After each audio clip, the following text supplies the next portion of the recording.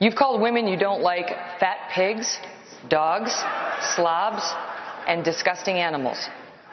Your Twitter account... Only Rosie O'Donnell. It's still funny. One of the things people love... Top of the morning to you. We just got word over here that Rosie O'Donnell moved to Ireland. That's not a very nice gift for Americans to give to the Irish. After everything we've done for you, but those of us who live in Ireland right now are descendants of the ones who survived the potato famine. I don't know that we can do it twice. So Rosie O'Donnell, she's got to go. We don't want her here. We don't like her. If you got to call the president, call him, tell him, take her back, or send her to Canada. We don't care.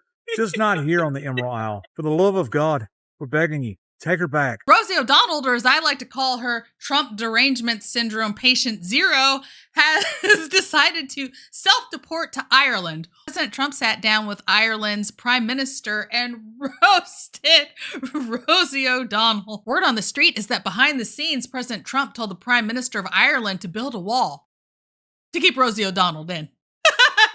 Ireland is known for very happy, fun-loving people, great attitude, many in this room right now that I've met. Why in the world would you let Rosie O'Donnell move to Ireland? That's true. Thank you. I like that question.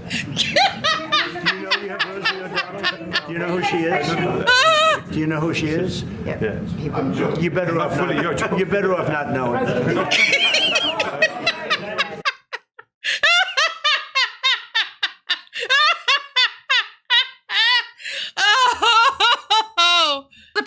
Didn't know who Rosie O'Donnell was. Let's chalk that up to the luck of the Irish. Kevin McCarthy is the former Speaker of the House. Can you believe Rosie has left the country? Well, as an Irish American, I'm excited as an American, but as Irish, she kind of destroyed St. Patrick's Day for Ireland, or gave them a reason to drink till they're drunk. Poor Rosie. She says she's coming back, though, so I'm sure we'll be ready to accept her. I'm not sure if she'll get through customs, but we'll see how she does. Kevin, does she know the border's secure now? She's going to have a hard time getting back. I hope she brought her passport with her. And I'm here in Ireland, and it's beautiful and warm, not physically, it's actually quite cold. Moved here on January 15th. In the process of getting my Irish citizenship, as I have Irish grandparents. Although I was never someone who thought I would move to another country, that's what I decided would be the best for myself and my 12-year-old child. I miss my other kids. I miss my friends. I miss many things about life there at home. And I'm trying to find a home here. And when, it is safe for all citizens to have equal rights there in America, that's when we will consider coming back. I can't even imagine being this woke.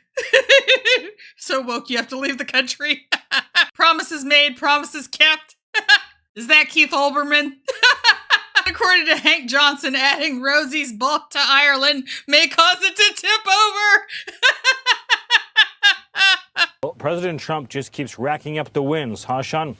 President Trump has gotten Rosie O'Donnell to self-deport from the United States of America. It wasn't explicitly one of our campaign promises, but it is a major first 100-day achievement, Sean. So you are welcome, America. Thanks to President Trump, Rosie O'Donnell has self-deported. You don't have to worry about that problem anymore. Now, the other clip you played. She was high on my list, yes. Right up there. Yes, it was. Yes, it's something that I think all Americans can rejoice and enjoy. So again, just another example of President Trump delivering for the American people. Let's take a quick walk down memory lane. Flashback. Should be our cold open. I love her. But she is just thinking what Rosie's saying. I believe he should be impeached. I'm sickened by Congress that doesn't call for articles of impeachment. We have to fight with everything we got, because if somehow they're able to rig the elections again, as I believe they did in 2016, then we're going to all be in trouble as democracy dies right here on our watch. Should not be president, and I don't believe that he's a legitimate president. We are alive, awake, and we are woke. People are embarrassed and ashamed of who he is, and that come election day, we're going to stand up at the polls and let him know. That looks like fun. In fact, Rosie seems like a perfect fit for the resistance. If the Democrats don't make her their 2020 candidate, they're missing the boat. Meanwhile, in West Hollywood, the Democratic Council bravely voted to remove Trump's Walk of Fame star. Yeah, I'm sure that really ruined Trump's day. Sorry, if losing your star on the Walk of Fame is the price you pay for being a president who gets stuff done, you know where you can stick that star.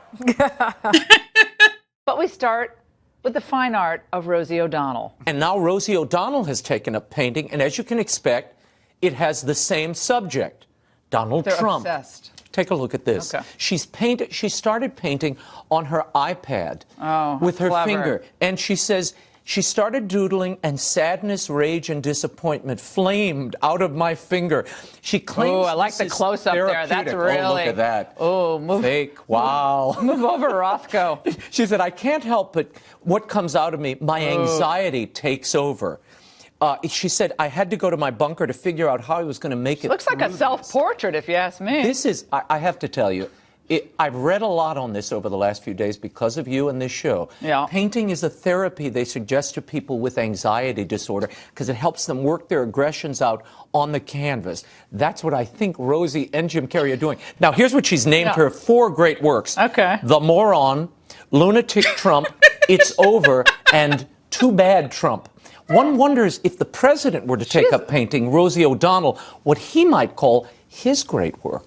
Mm-hmm. Let's look. She's a slob. Rosie is a loser.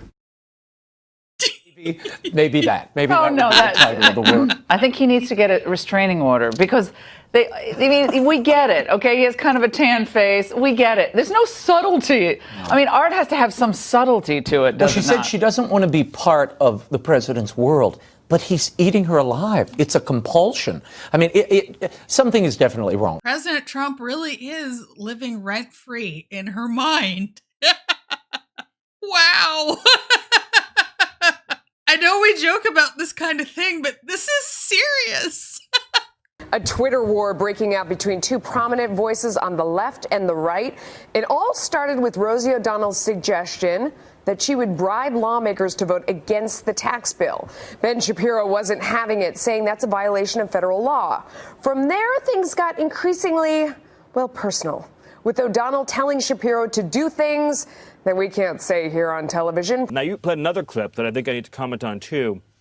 Congresswoman Elise Slotkin attacking and insulting American voters for choosing the path of change, choosing the path of greatness, choosing the path of overthrowing a failed bureaucracy and a failed ruling class, and instead voting for a safe border, for safe cities, a thriving economy, for an America First foreign policy.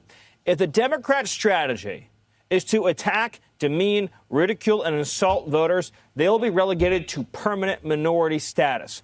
President Trump celebrates voters. He honors Americans. He loves Americans. He sees his job as serving the American people above any other consideration every day. The Democrat message is American voters are dumb. Our message is American voters are dead right, and they will get the change they deserve. They will get the change they voted for. It seems the Democrats and the media don't have any intellectual curiosity as to Donald Trump and how he operates, be it with Zelensky and Russia and Putin and his desire for a negotiated settlement, or with tariffs. You know him as well as anybody. When he says tariffs, he's negotiating. When he talks to Zelensky, Putin, he's negotiating. What part of this side of him do they not understand after 10 years? Well, President Trump, as has now been well established, is the greatest negotiator, the greatest deal maker, the greatest diplomat, and the greatest peacemaker that we have ever seen in this country. And if you look at what President Trump had to endure and overcome and outmaneuver to be back here in the Oval Office, to take on a win against Comey, to take on a win against Weissman, to take on a win against Schiff, to take on and win against Jack Smith, the deep state, the corrupt intelligence community, against the corrupt Democrat Party. President Trump is a winner, and this is the man who's going to win for America, Sean. You know what? We're still living under the Biden-Harris economy. And when he gets his economic policies in place and we become energy dominant and we get better, more free and fair trade deals, let's see what happens. Because if what happened in his first term happens here, it'll be prosperity at a level we can all dream of. I can't wait till we get back to our days of being net energy exporters. Things were so good. The economy was booming under Trump's first term, and I can't wait to get back to that again. I have so much hope. I am so excited, and I know in my heart of hearts that the best days are yet to come. Remember to like, share, and subscribe. Thank you for tuning in to another episode of Red Dawn Daily with your hosts, me, Dawn Marie, and sometimes Leroy. Oh, Leroy, it's like I Dream of Jeannie or something. You look so good. You look so good. I don't know. What do you guys think? You think that there should be a permanent look for Leroy? I think we should always have the same hairstyle.